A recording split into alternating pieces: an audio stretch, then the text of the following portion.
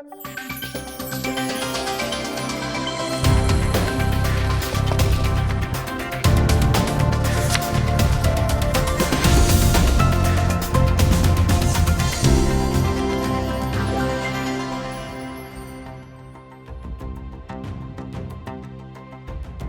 بینەرانی خۆشەویست دەمەوێت لە دوو ئەڵقەدا باس لە ئاشنابوونی کورد بکەم بە ئیسلام پاشان دەوری سەلاحەدینی ئەیوبی ڕوون بکەمەوە لەم بابەتەدا. ئەم بەرنامەیە بە میواندانی زۆر بەڕێز دکتۆر مەجید ساڵح دەبێت کە کتێبی سەلاحەدینی ئەیوبی نووسیوە لەم بارەوە. هیوادارم بینەر بن. دکتۆر بەخێربێت. من لە ڕاستی ئەمەوێ لە ئەڵقەی یەکەمدا باس لە وەک پێشەکی باس لەوە بکەین کە کورد چۆن بۆتە موسڵمان و چۆنیش ماوەتەوە تیایانی. زۆر جار ئەوترێ کورد بە زۆر بووە بە موسڵمان ئەی کە زۆرەکە هەڵگیرا کورد بۆ نەگەڕایەوە سەر ئەسڵەکەی خۆی. لەبەرەوە ئەمەی پرسیاری یەکەم ئەوە بکەم جار هەر کورد پێش هاتنی ئیسلام خۆی چی بووە؟ ئایا وەکنەتەوەیەک هەبووە؟ جوگرافەیەک و زمانێک و شوێنێکی دیاریکراوی هەبووە؟ سپاس بۆ تۆ بۆ بەرنامەکە و سڵاوی ڕێز بۆ بینەرانی خۆشەویست. ملەتی کورد طبعاً من نامێ بچمە ئەمقە تاریخەکەی هەبووە، بەڵام کە ئیسلام دێت بۆ مەفهومی کورد لە مێژونووسانی ئیسلام نووسیانەوە زۆرتر دەرەکەوێ. کەلیمەی کورد لەلایەن مێژونووسەکانی کورد ئیسلامەوە زیاتر ناسراوە. ابن كثير و طبري و ئەمان بەڵێ هەموو مێژونووسانەی تر کەلیمەی کورد بەردەوام حزوری هەیە لە کتێبەکانیانە. و جوگرافیای کوردستان کە ئێمە قسە بکەین لەوە چکە زۆر جارەیە مێژونووسان قسە لەسەر کوردستانەکەن پێیان وایە بیلادی جەبەل بووە فقط، یعنی هەر منتەقە شاخاویەکان بۆ لە زاگرۆز نیشتەجێ بووە. بەڵام کە مێژووی مێژونووسانی ئیسلامە خوێنیتەوە دەبینی کورد لە ئەهواز هەبووە، کورد لە ئیسفەهان هەبووە، کورد لە شیراز هەبووە، کورد لە بەسرە هەبووە، کورد لە هەموو خواری و عێراق بەشی هەرە زۆری کورتیان نیشتەجێ بوو. و جوگرافیایەکی بەرفراوان دوای ئەوە کە فتوحات دەست پێکات بۆ دەرەکەوێت کە ئەم جوگرافیایی کە کورتیان نیشتەجێ بوو و حزوری هەبووە دەگەڕێتەوە تاکو سەروی مووسڵ و تا دیاربەکرەوە و ناوچانە کورد حزوری هەبووە لە مێژووی ئیسلام. و وەکو نەتەوە کورد نەتەوەیەکی ئەسیلی منتەقەکە بووە و یەکەم بەرخوردی ئیسلام، یەکەم بەرخوردی عەرەب لەگەڵ لە کاتی فتوحاتە دوای تێکشکانی دوو شەڕ بڵێن سوڵتەی ساسانیەکان تەنها دوو شەڕی گرنگیان هەیە.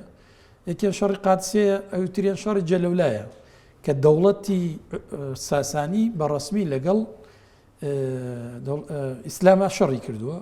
دوای تێکشکانی ئەم دوو شەڕ دەوڵەتی ساسانی لەم دوو شەڕە ئیتر هەموو ئەو شەڕانەی کە ئەکرێت لە کاتی فتوحاتە ئیتر چی لە سەردەمی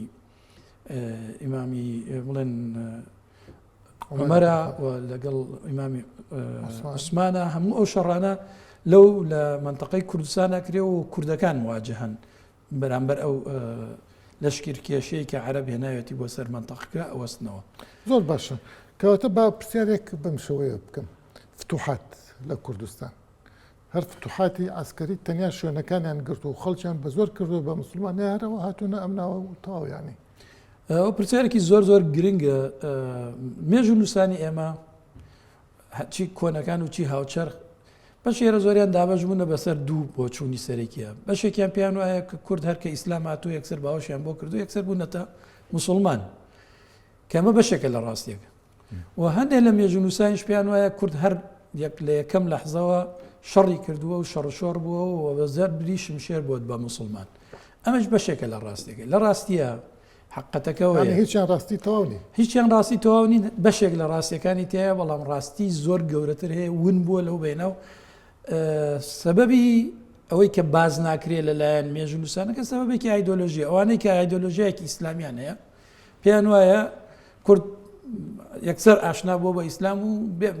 دەمەقاڵە و بێ شەڕشۆر بووە بە موسڵمان. ئەوانش کە ئایدۆلۆژیایەکی ناسیۆنالیستیان هەیە یا چەپیان هەیە پێیان وایە هەموو بە زەبری زۆر و بە ئەنفال و بە شتانە بوونەتە مسلمان بەڵام لە حقەتە ئەم دوو بۆ چوونە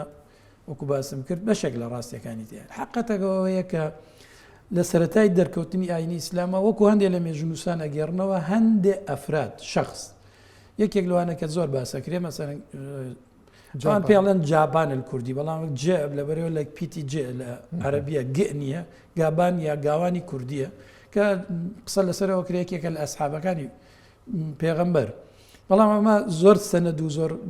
بەقوت نییە بەڵام تۆ گریمان ئەمەش حقەتێکە بەڵام ئەم کەسە نەیتوانیوە بێتەوە بۆ ناو کۆمەلگاکەی خۆی و کورد ئاشنا بکە بە ئیسلام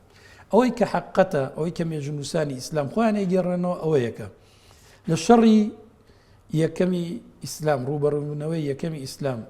لە قادسیەوە لە شەڕی جەلەولا هەموو ئیمپراتۆرێتی ساسانی لە دژی ئیسلام و لە دژی عەرەبەکانە جەنگاون ئەمە شەڕێکی ڕسمی بە کورد و بە فارس و بە هەموو میلەتەکانەوە بەڵام دوای تێکشکانی دەوڵەتی ساسانی و هەڵهاتنی پادشای ساسانیەکان تاکو و هیندستانە چێو لە ئەکوژرێت لێ منتەقەکە ئەکرێتەوە بەرامبەر بە گیانی بەو هەڵمەتە یا بەو پەلامارە زۆرانەی کە لە سەحراوە عەرەبەکان هێرشیان کردو لەسەر کوردستان مێژونوسانی ئیسلام لە تەبەری و مەقریزی و هەموو مێژونوسانە من نامەوێت ئێستا دانەدانە ناویان بێنم باس لەوەکەن کە بە درێژایی زیاتر لە 30 ساڵی سەرەتایی هێنا بەردرێژایی ئەو شەڕانە شەڕی کورد لەگەڵ لەشکری ئیسلاما بوو شەڕی کورد لەگەڵ لەشکری ئیسلام لەکوێ لە منتەقەی شیراز لە منتەقەی ئەحواز لە منتەقەی باعەدرێ لە مووسڵ لە منتەقەی شارە زور لە منتەقەی بەسرە کە تازە دوایەوە ئەبێتە شارێکی ینی ئیسلامەکان دێن لێ ئەو هینە دروستەکەن بەردەوام کورد لە دەرگیری و ناکۆکیە بووە لە هینەکان و خۆشیان ئەگەڕێنەوە چەندین کەسمان کوشت و تاڵانمان کردن و ئەوەمان کرد و دەستکەوتمان بووە لە شەڕەکانە مێژونوسەکان و من لە کتێبەکەمان لەسەر سوڵتان سەلاحەدینی ئەیوبی بە وردی ئەوانە خستۆتە ڕوو یعنی کورد مقاومەیەکی یەکجار زۆری کردووە بەرامبەر باو لەشکرکێشی من ئەمە دیقەتێک بە دیقەت ئەم پرسیارە بکەم پرسیارێکی حەزم لە وەڵامەکەیەتی بۆ بینەری بەرز مسلمانەکان کە هاتوون بۆ فتوحات ئایا خەڵکیشیان کردووە بە مسلمان یا خەڵک لێ گەڕان خوان مسلمانن مەسیحین زەردەشتین دوای خوان بوونەتە مسلمان یا بە زۆر کردویان بە مسلمان ئەسڵەن ئەو پرسیارێکی زۆر گرنگە بەداخەوە زۆر جارەیە دیسانەوە ئایدۆلۆژیای ئەو کەسانی کە مێژووە گێڕنەوە زاڵە بەسەرەوەن ئەسڵەن ئیسلام کە هاتووە بیدایە کەسی نەکرد بە زۆر نەکردو بە ئیسلام بڵێن داگیرکردنێکی عسکەری بووە داگیرکردنێکی عسکەری شارێکی گردووە دوای شارەکەی گردو ئەتوان ببن بە مسلمان ئەتوان لەسەر دینەکەی خۆتان بمێنەوە و ئەگەر شەڕی شەکەن شەڕ بکەین یعنی ئەم سێ خیارەیان خستووە کورد بیدایە شەڕی کردووە و شەڕی زۆر گەورەی کردووە و زیانێکی یەکجار زۆر لە کورد کەوتووە دۆڵی ئەسحابان و ئەمانە مێژوو پڕ لەو شەڕە گەورانەی کە کورد کردوێتی لەگەڵ لەشکری عەرەبا کە هاتوون بۆ کوردستان ئەو وەکو باسم کرد ئەم شەڕانە تەنە لە منتەقە نییە کە ئێستا کوردستانە بەڵکو ئەو شەڕانە لە شیراز بووە لە ئیسفەهان بووە لە ئەهواز بووە لەو شوێنانە شەڕی گەورە کراوە کورد بەرامبەر بە لەشکری عەرەبی کە هاتوون دوای ئەوەی کە کورد توانای شەڕکردنی نەماوە جۆرێک لە ئینی نەماوە مقاومەی تەواوەتی پساوە لە بەرەوە دەوڵەتێک نەبووە لە پشتی ئیسلام زەختی چی ئیمامی عومەر و چی ئیمامی عوسمان زەختیان لە خەڵکی کورد نەکردووە یا هیچ ملەتێکی نەکردووە ببن بە مسلمانیان ئیلا بێبن ئەسڵەن زۆر حەزیان نەکرد بەڕاستی ئەگەر مێژوو بە وردی خوێنینەوە حەزیان ناکرد کەس ببێت بە مسلمان بۆچی سەبەبێکی اقتصادی هەیە سەبەب اقتصادەکەش ئەوەیە کە ئەوانەی کە نابوون بە مسلمان خاوەن زەوی بوون خاوەن زەوی کشت و کاڵی زۆر بەرفراوان بوون ئەمانە بە پێچەوانەی عەرەبەکان کە شێوازی کشت و کاڵیان نەئەزانی بۆ ئەوەی بەیتولمال بەردەوام پارەی تیابێت چیان کردووە داوایان لەو کەسانە کردو کە دوو جۆر باجیان داوە باجی ئەوەیە کە زەویزارەکەی کە عشری ئینتاجەکەیانە بیدەن مەڕووماڵاتی هەبووە بێت دە لە سەدای بدا وە جزیە ینی پارەیەکی یەکجار زۆری بۆ بەیتولمال هێناوە چکە کورد و ملەتەکانی تر ئامادە نەبوون ببن بە موسڵمان توانە ئێمە ئامادەین لە بەرامبەر پاراستنیان لە بەشداری نەکردنیان لە شەڕ و بەرامبەر بە پاراستنیان جزیان داوە بۆ ئەم جزیە دانا بەردەوام بوو ینی کوردەکان نەبوون بە موسڵمان بیدایی ئەگەر ئەفرادی لێ دەرکەی ینی ئێستا بچۆرە مێژووە خوێنی تو ئەفرادەیە بوونە بە موسڵمان هەرچەندە فارسەکان زۆریان بوونە زۆر لە قاعیدەکانی فارس بوون بە موسڵمان بەڵام کورد وەکو عەشیرەت وەکو بنەماڵە وەکو هینەکان نەبوون دوای بۆ بوون بە موسڵمانیان ئەمجا دێن ئەمە یەکێکە لە پرسیارە گرنگەکان کاکرێت دوایەوەی کە ئەمەویەکان دێنە سەر دەسەڵات بەم شێوازە حکومڕانیەی کە کورد نەبووە بە موسڵمان و جزیەی داوە و سەرانەی زەوی و زار و هینەکانیشی داوە کێشەی نەبووە تا ئەوەی کە دوایەوە کوردەکان وەزعی اقتصادیان زۆر خراپە بێت لەسەر کۆتایەکانی دەوڵەتی ئەمەویە بەشێک لە کوردەکان دەچن ئەڵێن باشە مادام وایە کە ئێمە بین بە موسڵمان ینی بۆی تر ئەو جزیە نەدەین والیەکانی دەوڵەتی ئەمەوی خۆیان قبول ناکەن خەڵک ببێ بە موسڵمان ئەوە لە تاریخی میسری شاشتی وا هەیە لە تاریخی میسر هەیە لە تاریخی کوردستانە زۆر بەزەقی ئەوە دیارە لە منطقی خۆراسانە زۆر بەزەقی ئەوە دیارە فارسەکان ینی فارسیش کە ئەوێت ببێ بە موسڵمان ئەمەویەکان حەز ناکەن کەس بێ بە موسڵمان چونکە پارێکی زۆر باش وەرەگرن لەو بینە دوای ئەوەی کە کوردەکان زۆر محاولەکەن ببنە ئیسلام بۆ ئەو قورسایە اقتصادیان لەسەر نەمێنێ بەڵام والیەکانی دەوڵەتی ئەمەوی قبول ناکەن وە کوردەکان نامەیەگە نێرن بۆ ئەو کاتە عومەری کوڕی عەبدولعەزیز بڵێن خەلیفەیە داواکەن ئەڵێ نەمانەوێ ببین بە موسڵمان ئەمە بە زۆر ئەوێ خەتە نەمان کات ئێمە مانەوێ ببین بە موسڵمان و بەم پیری بە مینە چی خەتە نەمانەکەن عومەری کوڕی عەبدولعەزیز نامەیەکی بۆ والی خۆراسان و بۆ والیەکانە نێری ئەڵێ جاء محمد داعيا وليس خاتنا يعني محمد هاتووە بۆ داعی بووە نەک خەتەنە چی ینی ئێوە بچن بە زۆر خەڵک خەتە ناکەن والیەکان وا تەفسیریەکەن کاڵێ ئەمانە لە ناچاریە و لەبەر وەزعی اقتصادی وەگەر ئەمانە ببن بە موسڵمانی ئەمە زەرەرەکەین لەبەرەوە بەیتولمال کەمە بێت والحاصل وردە کورد لە دوای لە ئەواخری دەوڵەتی ئەمەویە وردە کوردەکان ئەچنە ناو ئیسلامەوە بەو دافعا کە یعنی ئەوە پێت وایە ئەوە تاکە دافع بێ یا یەکێکە لە دافعەکان و لەو خلالی ئەو 100 ساڵیش کە حکوم بووە جۆرێک لە دینەکەی خۆیان نەیتوانێت ئەوە تەفسیرێکی مادیانە یا مارکسیانێ بۆ تاریخ کە اقتصاد دەوری خۆی اقتصاد دەوری سەرەکیە لە هەموو شتێک ڕووداوە ناتوانین ئینکار بکەین ئەمە مەسائلی فکر لەبەرەوە کوردیش تا لە بیدایە کە دێت هیچ ئاسنەیە هیچ شتێک لەسەرم دینە نازانین نە زمانەکەی بەڵام عادەتەن داگیرکراو وەکی بن خەلدونەڵێ دەژێت کاریگەری داگیر تەقلیدی جۆرێک لە تەقلید زۆر باشە بەڵام بەگشتی مامۆستا حەزەکەم لە دەوڵەتی ئومەوی کوردەکان چ پەیوەندی شەڕیان هەبووە چۆن بۆ پەیوەندی دەوڵەتی بڵێ کورد لە قۆناغی ئەمەویەکانیشە بەردەوام شەڕ و شۆڕ هەبووە لە بینی بەس وەک موسڵمان و وەکو خەوارج هێشتا هەر وەکو دینی غێری دین بەس وەک لە مێژووە ئاخی زۆربەی ئەوانەی کە خەوارج بوون یا شۆڕشیان کردو هاتوونەتە مەنتیقە کورد جەویستمە لەسەرەوە بۆ مسلمی خۆراسانیش هیچێکە لە باشترین نمونەکان بەڵێ نمونە زۆرە یعنی هەموو خەوارج لە دوای ئەوەی تێکەشکێن پەنا بۆ ناوچە شاخاویەکانی کوردستانە من کە کورد هێشتان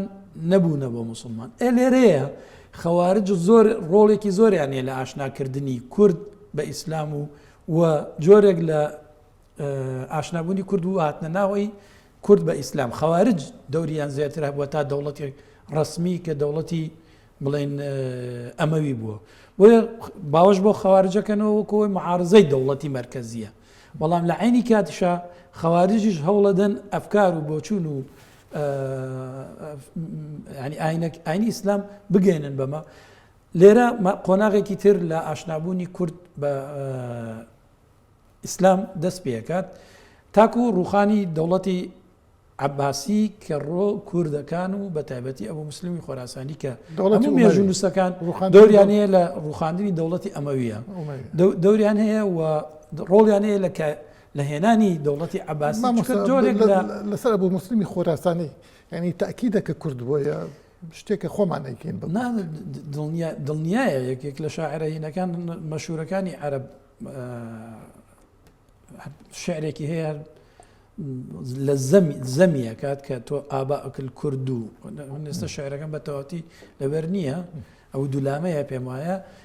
شعرێکی وایە کە تۆ زەمیەکە کە تۆ غەدری ئەهلی غەدری و لە ئەم غەدرت لە ئاباکل کورد لە باوپیرانە کوردەکانت بۆ ماوەتەوە یعنی ئەوە سەردەمی خۆی بووە سەردەمی ئەبوو مسلمی خۆراسانیە کە بەو شێوازە قسە ئەبوو مسلمیش دوجار ئەبێتە قوربانی دەستی عباسیەکان بەڵێ کورد لە سەردەمی عباسیەکانە دیسانەوە کورد و فارسیش یا کورد بم بیدایە من پێم وایە فارسەکان سیاسیانتر ڕۆشتون بووە چکە فارسەکان لە دەوڵەتی حتا لە قۆناغی خولەفای ڕاشدینە زۆریان چوو بوون بۆ مەکە و مەدینە لەوێ چوو بوونە ناو سیستەمی دەوڵەتداری و کەنیزەک و کۆیلەکان یا خۆیان هەندێک لە قەیاداتی عەسکەریان و ڕۆڵیان زەبان و بەڵێ ڕۆڵیشیان هەبوو لە کوشتنی خەلیفەکانانی جۆرێکی تر تۆڵەی خۆیانیان کردەوە مەجوسی بڵێ جۆرێکی تر تۆڵەی خۆیانیان کردو بەڵام کوردەکان لەبەرەوەی ئەرزیان هەبووە لەبەرەوەی اقتصاد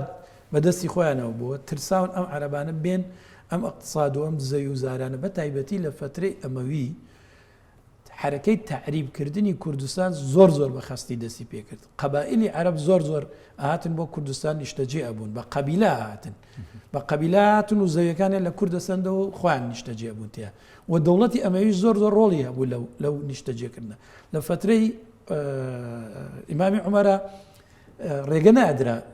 زەوی لە کورد بسێنرێتەوە بەڕێزت بەم قسەی بەڕێزت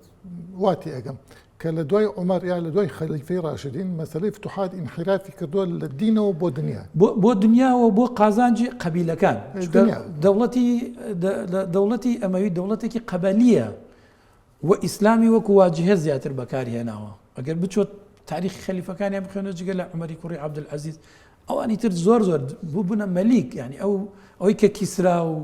هەرەقل و ئەوانەیە کردەمانیش بەو شێوازە ڕەفتاریان نەکرد ئەو خەلیفەکانی زۆر باشە لە سەردەمی عەباسیەکانە تقریبا ئەتوانین بڵێن عەباسیەکان ئەکرێنەوە بەسەر نەتەوە غەیرە عەرەبەکانشە وەک فارس و بەرمەکیەکان ئەشکرێ بەڵێ لە سەرەتا چۆن ئەبینین بەڵێ لە سەرەتا وا بوونە و دیسانەوە ئەمان هەم دیسانەوەی گەڕێمەوە بۆ مەفهومە اقتصادیە بەو پێەیە کە کورد بەردەوام ئینتاجی هەبووە خۆیان یەکێکەوە لەبەرەوەی کورد عەقڵی داگیرکردن لەلایەنیە لەبەرەوەی پێویستی بە داگیرکردن نەبووە زەویەکەی خۆی زۆر باش بووە ماڵی بووە لە شوێنی خۆیان بوو تۆ لە شوێنی خۆیان بوو لەبەر ئەو بۆ کە شوانکارە نەبوون بەدەوی هەم شوانکارە بوونە بەڵام زەویەکەی بەپیت بووە پێویستی بەوە نییە بڕات بۆ سەحرایەک داگیرکە ئەستا هیچ پێویستی بە داگیرکردن نەبووە هەموو شتەکانی خۆراک و پۆشاک و ئەمانەی هەبوو کوردانی عەقڵی داگیرکردن لە لای کووردا دروست نەبووە لەبەرەوەی محتاج نەبووە بەڵام بەرامبەرەکانی محتاجی داگیرکردنی ئەمە بووە کورد دائما لە مقاومە و ململانەیە ئەلێرە مەفهومێکی تر لە سەردەمی عەباسی سەرهەڵەدا ئەو مقاومە دوور و درێژە زیاتر لە 200-300 ساڵەی کورد لەگەڵ ئەمەویەکان و لە پێشتریش لەگەڵ خولەفای ڕاشدینە و دواتر لەگەڵ عەباسیەکانە مەفهومێکی تر لە لای عەباسیەکانە دروستە بێ ئەوش ناشرینکردنی کووردە و دێواندنی کووردە و دەرکردنی کووردە لە مێژوو لێرە لە سەردەمی عەباسیەکانە ئیش ئەکرێ لەسەر دێواندنی کورد ناشرین نەکرێت سێ مەفهوم هەیە بۆ کورد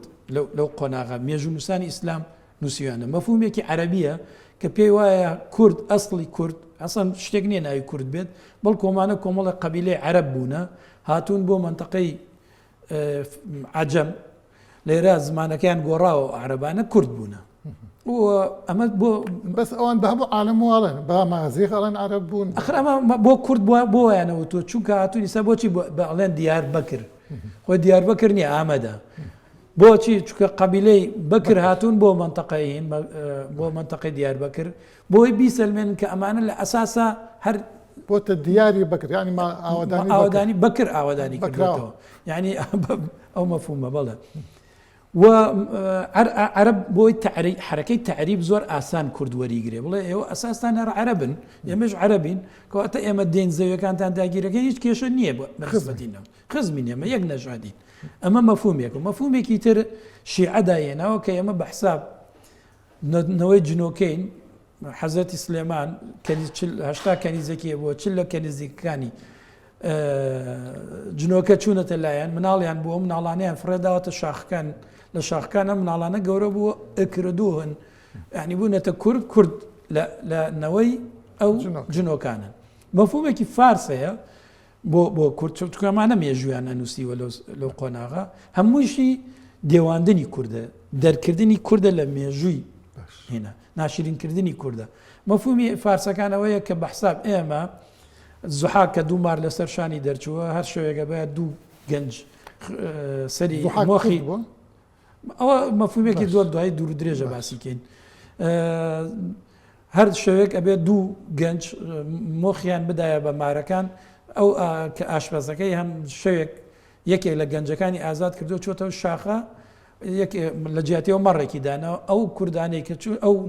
گەنجانە کە چوونەتەوە شاخە کورد دەرچوونە زۆر باشە کلمەی کوردی کلمەیەکی ناشرین بووە لە مەفهومی مێژونووسانی عەرەب و سوڵتەی عەرەبیە و کەلیمەی شارە زوریش بە تایبەتی چکە زۆربەی هەرە زۆری مقاومەی کوردی لەو شاخ و دەشت و ئینانەی کوردستانە زۆر باشە دوکتۆر ئەمە لە دواییە باسی ئەوە بکەین لە ئەڵقەی داهاتوە دەوری سەلاحەدین و دەوڵەتی ئەیوبی چەند بووە لە با بڵێم جوانکردنی وێنەی کورد بە حەزاریکردنی وێنەی کورد لە دنیای ئیسلامدا بەڵام لەوە چێ لەم ئەڵقەیەدا فران نەکەوین بخێنە ئەڵقەی داهاتوو لەبەرەوە داوای لێبوردنە ئەڵقەی داهاتوو بینەرانی بەڕێز بەم شێوەیە هاتینە کۆتایی ئەڵقەی یەکەممان لەم بەرنامەیە بۆ ئەڵقەی دووەم درێژە دەدەین بەم باسە لەگەڵ بەڕێز دکتۆر مەجید ساڵح باس لە دەوری دەوڵەتی ئەیوبی و سەلاحەدینی ئەیوبی شەخسیان دەکەین لە جوانکردنی وێنەی ئینسانی کوردیدا لە دنیای ئیسلامدا تا ئەڵقەی داهاتوو خواتان بێت.